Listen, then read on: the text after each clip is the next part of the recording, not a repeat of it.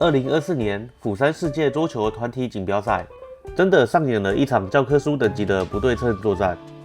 世界排名第一、弧圈球质量顶天的孙颖莎，在一场比赛里，居然一直被那种看起来软绵绵、慢吞吞的回球彻底打乱了节奏，最后导致吞下败仗。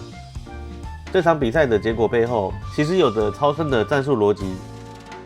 打赢他的印度选手艾希卡穆克吉，用了一套超级特别的球拍配置，他的正手是半长颗，反手贴的是德国纽包尔研发的 NT 胶皮，这可是有50多年的历史，连 ITTF 都曾经为他被迫更改规则的胶皮。我是犬犬，身为一个真正在赛场上打 NT 胶皮的实战玩家，今天这一集我要带大家深度解码这项把摩擦力变成魔术的顶级兵器。NT 胶皮绝对是桌球历史上把物理学跟心理战用到极致的战术艺术。要了解 NT 胶皮为什么会诞生，我们必须把时间线拉回19世纪末。这是一部关于人类如何疯狂追求摩擦力，最后却被迫寻找解药的100年历史。心を燃やせ、限界を超えろ。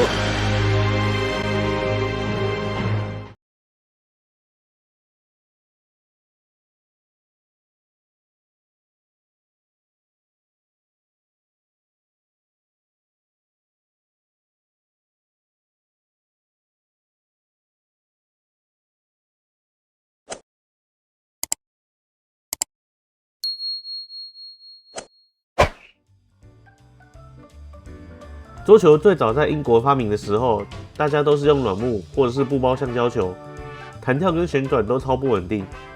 直到1901年，詹姆斯吉布从美国引进了赛璐璐球，接着 E.C. 古德在1901到1903年间发明了把颗粒胶皮贴在木板上的技术，这可以说是现代球拍的开端。人类第一次可以靠着球拍表面的摩擦力主动去制造旋转。在1950年代以前的硬板时代，薄薄的橡胶根本没什么弹性，旋转强度也被彻底的限制住。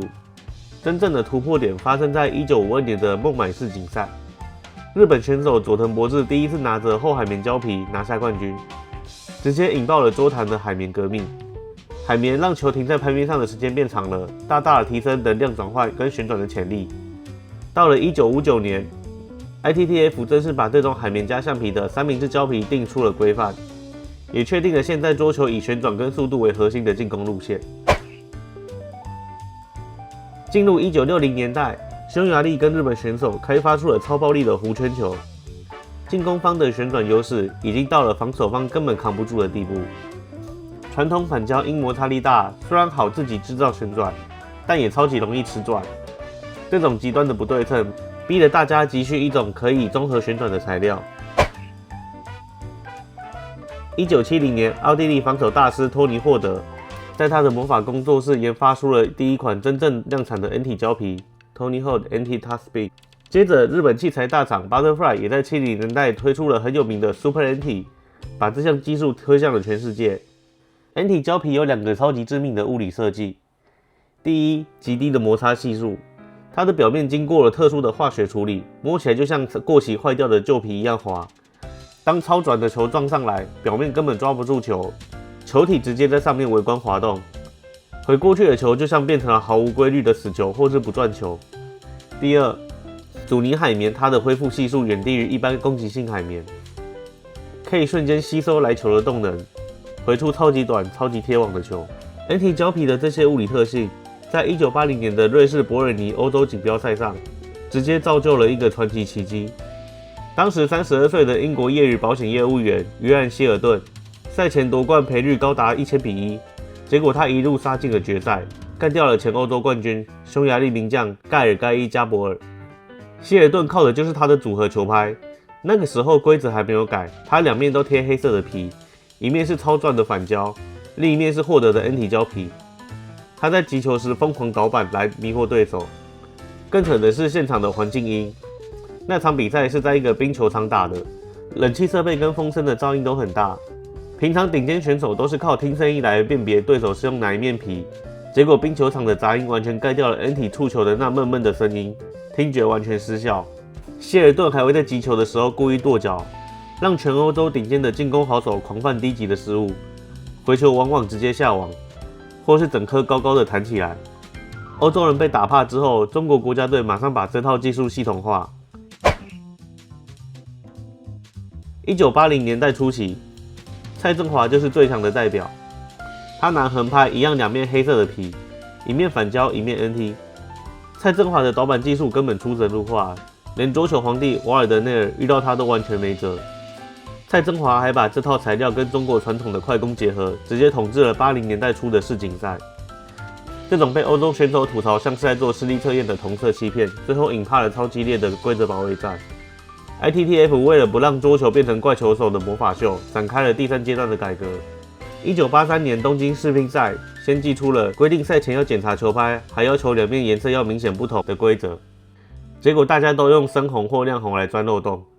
后来1985年哥德堡会议达成了共识，终于在1986年正式生效了。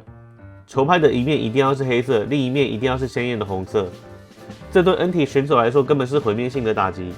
蔡振华这些人也被迫退役，直到2021年，为了适应潮流 ，ITTF 才开放红面可以换成粉、紫、绿、蓝，并保留黑色的对比逻辑。两色规则上路后 ，NT 沉寂了20年，直到2008年 ，ITTF 全面封杀了无摩擦长颗粒，就是我们俗称的固化长颗，规定摩擦系数不能低于 0.5， 长颗选手瞬间没投入。这个时候，以纽鲍尔博士为首的研发人员发现了一个大漏洞。官方对反胶型的 NT 胶皮居然没有规定同样严格的物理下限，于是 ABS 系列为首的新一代光滑 NT 胶皮就诞生了。它们的表面超级硬，几乎零摩擦，配上超厚的吸能海绵，完美复制了无摩擦长颗的反旋效果。一堆颗粒挡球手集体跳槽 ，NT 技术也在21世纪迎来大复活。这也完美解释了艾希卡穆克吉在2024年釜山世锦赛大爆冷门，打赢孙颖莎的战术。第一是节奏解构，现代的选手早已习惯高频率的连续对拉 ，NT 瞬间把球的速度砍半，直接破坏对手的肌肉记忆。第二是位置强迫，超短的回球让孙颖莎根本没有办法在舒服的远台发力。第三是心理压力，回球那种不知道转不转的迟疑，在顶尖对决里是绝对的致命伤。从运动科学来看 ，NT 玩家因为没有办法主动发力，必须借由对手的力来做超精准的落点控制，而且遇到不转的平推球其实非常的弱。这也是为什么艾希卡穆科奇从小就要扛住各种战术跟心理上的严苛考验。NT 胶皮说穿了是一项超高难度的战术杠杆。随着40加 ABS 塑料球时代来临，整体的旋转掉下来了，传统 NT 也面临到没办法制造足够威胁的挑战。NT 技术现在还在持续进化。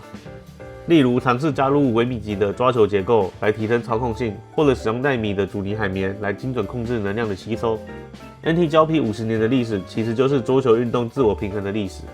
当攻击技术走到极端，材料学总会给出另一种可能。